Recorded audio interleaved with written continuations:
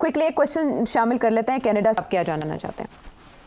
सेठी साहब, आप एक एक्सपर्ट हैं और एक लिस्टेड कंपनी के सीईओ भी हैं, तो सेठी साहब, बेस्ड ऑन करंट मूवमेंट्स आप 2047 में पाकिस्तान को किस हाल में देखते हैं? And in your expert opinion, what must a youth heavy country like Pakistan do today to become a normal, tolerant and a progressive country? वाह जी वाह, 25 साल आगे पाकिस्तान की शक्ल सूरत क्या होगी?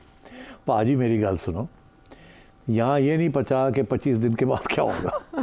आप मुझे पूछ रहे हैं कि 25 साल के बाद पाकिस्तान नॉर्मल कंट्री हो जाएगी कि नहीं होगी। और ऑब्वियसली अभी नहीं है नॉर्मल। आप समझते हैं या सब नॉर्मल है या एब नॉर्मल है। अब ये मैं इधर नहीं जाता, मगर बात ये है नॉर्मल तो नहीं है बाय ऑल डेफिनेशंस। अच्छा, अब 25 साल के बाद क्या होगा? देखिए भाई साहब, I can only say one thing with certainty, 100% certainty. तैयार है मेरी बात सुनने के लिए? अब मैं एक पेशेंट गोई कर रहा हूँ कि 25 साल के बाद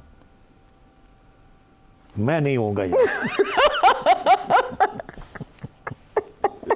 बाकी आप होंगे, आपकी पता नहीं उम्र क्या है, ये कनाडा से है। होगी या नहीं होगा, मैंने अपना पता है कि मैं नहीं होना है थे, पक्की गल है। बाकी पाकिस्तान होगा तो आप समझे, अगर पाकिस्तान है तो बड़ी खुशहाली होगी। ये जो सारे, मैं समझता हूँ नॉर्मल कंट्री हो चुकी होगी अगर पाकिस्तान हुआ। बट इन ऑल सीरियसनेस, देखिए बड़ी सीरियस क्राइसिस है ये, मल्टी फैसेटेड क्राइसिस है ये, एक इशू ही नहीं है। पॉलिटिकल सिस्टम की भी है, इकोनॉमी की भी है, इसमें बड़ी डायनामिक किस्म की लीडरशिप की ज़रूरत है। मैं सिर्फ एक बात कहूँगा, वो एक ब्रिटिश गवर्नमेंट के एक कंसल्टेंट थे, उन्होंने एक किताब लिखी, वो बड़ी चर्चा बना जी कि बड़ी ज़बरदस्त किताब लिखी है उन्होंने, गैम्बलिंग विद डेवलपमेंट।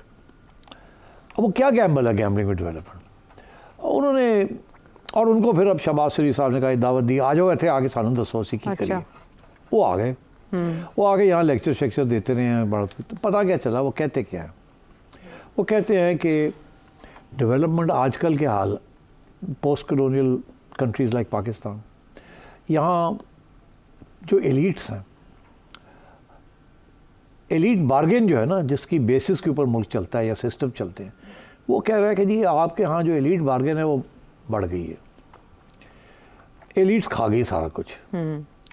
अब जब तक ये बैठ के सारी एलीट्स जो हैं वो इकट्ठी बैठ के ये फैसला नहीं करेंगी कि किसने क्या कुर्बानी करनी है, ये मुल्क आगे नहीं बढ़ सकता, इनफैक्ट और क्रैश करेगा।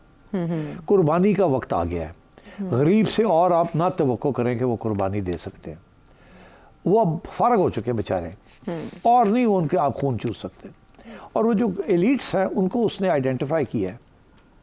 वो कहते हैं there is a military elite, there is a bureaucratic elite, there is a capitalist elite, there is a landlord elite. वो तो यहाँ तक ये भी कहते हैं there is a judicial elite also. अब and there is a import export trading elite. वो कहते हैं कि ये है केक इतना सा है, उसके अंदर इन्होंने अपने हिस्से लिए हुए हैं, आवाम के लिए कुछ नहीं बचा, इसलिए फिर कर्जे पे कर्जे लिए जा रहे हैं अपने पेट भरने के लिए। ये लोग ये अपना पेट नहीं कम करते, ये कोई डाइटिंग के लिए तैयार नहीं है। आप इन सबको बैठाएं इस मुल्क के अंदर और इनसे ये कहें कि ये अगले 10 साल का एजेंडा है और सब ने हमने अपने अपने कुर्बानियाँ करनी है, बहुत हो गया कि ताकि आवाम को कुछ मिले और मुल्क चलना शुरू हो जाए। वो ये लेक्चर देता है। अब उसने आगे यहाँ लेक्चर दिया तो किसी ने सुना ही नहीं। उन्होंने कहा यार एक ही गल करता पे, ये सानू कहता पे किसी पेट कटिए अपना, इतना नहीं हो सकता। तो कोई भी हिस्सा एलीट का तैयार नहीं है अपना पेट काटने के लिए। ये पेट काटने वाली बात भी नहीं है, टू बी वेरी ऑनेस्ट। ये एवं मुहावरा बना हुआ है पेट काटना, पेट तो बेचारी आवाम ही काटती है। एलीट्स पेट वेट कोई नहीं काटते, उनको सिर्फ इतना कहा जा रहा है कि अगर तुसी हुण इन्ने पैसे कमा रहे हो तो थोड़ा कट कर दिओ, तुसी थोड़ा जब घट बजट लै लो, तुसी थोड़ी जी वेस्टेज घट कर दिओ, तुसी ये कर लो, तुसी वो कर लो, और थोड़ा जब पैसा जड़ा है और डेवलपमेंट वास्ते और आवाम दी पॉवर्टी रिडक्शन वास्ते कर दिओ। वो तैयार नहीं जी। MNAs नहीं तैयार, MPs नहीं तैयार, सिविल सर्वेंट्स नहीं तैयार, जजेस नहीं तैयार, सरमायादार नहीं तैयार, रिटेलर्स नहीं तैयार, कोई तैयार नहीं। और सब पहले आप लगा हुआ है और कोई भी शुरू नहीं करता। तो this is way we are. आप कभी चाइना के पास भागते हैं, कभी सऊदी अरेबिया के पास भागते हैं, अमेरिका तो अब आपको बेल आउट करने के तैयार नहीं है। तो आपकी ऑप्शंस दिन ब दिन डिमिनिश हो रही हैं और आपने कोई ऐसे इकदाम नहीं किए जिसकी वजह से आप ये जो ऑप्शंस हैं इनको बड़ा बढ़ाएं या ये जो डेट है इसको आप कम करें किसी तरीके के साथ। तो अनफॉर्चुनेटली वो तरीका अभी तक कोई प्लान नहीं रहा है। देयरफॉर मुझे अगर आप पूछेंगे कि जी 2 साल में 3 साल में क्या होगा, मैं I have difficulty telling you, because economic revival तो अभी सोच भी नहीं कोई सकता। अभी तो ब्लीडिंग रोकने की कोशिश होगी। रिवाइवल नहीं होगी तो पॉवर्टी उस वक्त तक बढ़ती जाएगी, बेरोजगारी बढ़ेगी, क्रिमिनलिटी बढ़ेगी और सब लोग मुल्क को छोड़ के निकलना चाहेंगे। तो आप सोच ही लीजिए कि ये तो अगले 3-4 साल की बात है। आप तो पूछ रहे हैं मुझे 25 साल के बाद क्या होगा। पाकिस्तान के मसाइल में एक बड़ा मसला रेवेन्यू भी है, जिसके लिए एफबीआर के हमने मुतादिद बार सुनी खबरें, रिस्ट्रक्चरिंग हो रही है, रिफॉर्म्स आ रही हैं एफबीआर में, लेकिन हर बार नतीजा 0/0 रहा और शॉर्टफॉल भी हमने देखा, एक बार फिर देख रहे हैं। लेकिन इसमें जो बड़ी एक पेशरफ्त हुई है वो ये कि वज़ीर-ए-आज़म पाकिस्तान ने कोई 5 निकाती प्लान एफबीआर के लिए मंजूर किया है और कुछ रकम भी पंप करने लगे 34 बिलियन के अराउंड। क्या समझते हैं आप कि ये कामयाब हो पाएगा प्लान जो टारगेट्स गवर्नमेंट के रखे गए हैं? देखिए आयशा, ये काफ़ी अरसे से ये बातचीत चल रही है कि एफबीआर को रिफॉर्म करना है, क्योंकि एफबीआर अपने टारगेट्स कभी भी पूरे नहीं कर पाता और बहुत सी रुकावटें होती हैं। फिर बहुत से इल्ज़ाम भी लगते हैं एफबीआर के ऊपर। ये करते क्या है, हर हुकूमत आके चेयरमैन चेंज कर देती है, फाइनेंस सेक्रेटरी चेंज कर देती है और फिर तवक्को ये करती है कि जो टारगेट्स हैं वो पूरे होंगे, वो कभी भी पूरे नहीं हुए। फिर ये सोचों में पड़ जाते हैं कि जी क्या करना है क्या नहीं करना, और हमेशा ये बात चलती है कि एफबीआर के अंदर ही गड़बड़ है और इसको ठीक करना है। और जो बात कही नहीं जाती वो यही है कि अगर एफबीआर में गड़बड़ है तो कहाँ गड़बड़ है? क्या कानून के अंदर प्रॉब्लम है या क्या पर्सनल के अंदर प्रॉब्लम है? क्या कानून को फॉलो नहीं किया जाता, और अगर फॉलो नहीं किया जाता तो कौन नहीं फॉलो करता? क्या एफबीआर के अफसर नहीं फॉलो करते या वजह क्या है कि टारगेट्स मीट क्यों नहीं होते?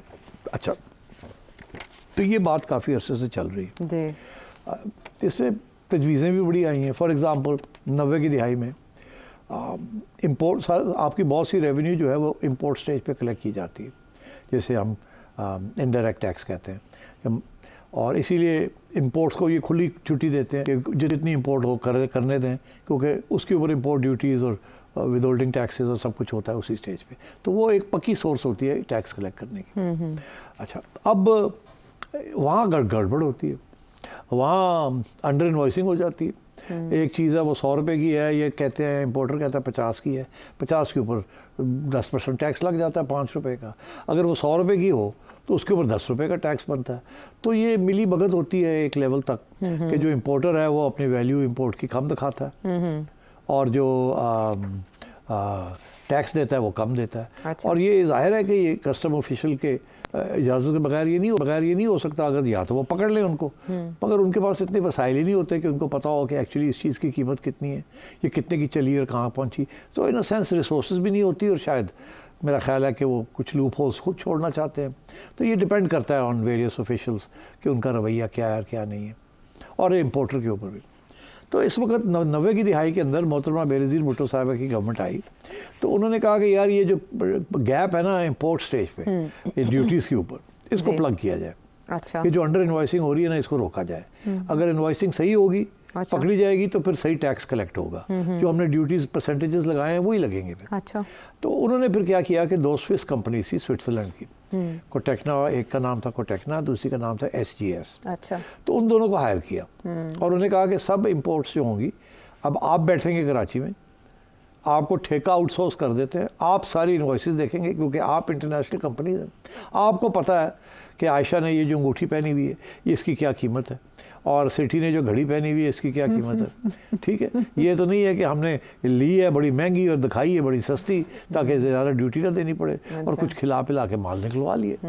तो वो SGS को टेक्ना आ गए, उन्होंने आके यहाँ बड़ी सख्त किस्म की कारोबार शुरू कर दिया। अच्छा। पकड़ने के लिए लोगों को और इनवॉइसेस को चेक करने के लिए, और कामयाब हो गए क्योंकि वो स्विट्ज़रलैंड से थे। ठीक, अब स्विट्ज़रलैंड का तो आपको पता ही है। तो मगर उनकी जो डील थी विद बेनज़ीर भुट्टो साहिबा या गवर्नमेंट के साथ, वो ये थी कि अगर आज आप 100 रुपया कलेक्ट कर रहे हैं टैक्सेस में और कल हमारी वजह से आपको 200 रुपये मिलते हैं, तो वो जो 100 एक्स्ट्रा मिलते हैं उसके ऊपर हमें कमीशन भी मिलनी चाहिए। अच्छा, बिल्कुल ठीक। तो वो तय हो गया जी 2% कमीशन है आपको, ये 2-2.5%, ये जो भी है, मुझे अब याद नहीं एग्जैक्टली क्या। अच्छा। तो काम शुरू हो गया। जब मोहतरमा की गवर्नमेंट गई तो जो नई गवर्नमेंट आई उन्होंने उनकी छुट्टी करा दी अच्छा। क्योंकि ज़ाहिर है कस्टम्स में उनको पसंद नहीं किया जा रहा था, क्योंकि रोटी पानी बंद हो गया थी। हाँ, ठीक, बिल्कुल। तो वो उनको जनाब अगली गवर्नमेंट ने निकाल दिया अच्छा, और कस्टम्स वापस धंधन आने लगा। ठीक। मगर फिर ये भी सोचा कि यार थोड़ा सा ज़रा चेक तो किया जाए, ये कमीशन तो ले गए हैं, तो ये तो ना हो कि कोई डील हुई हो बेनज़ीर।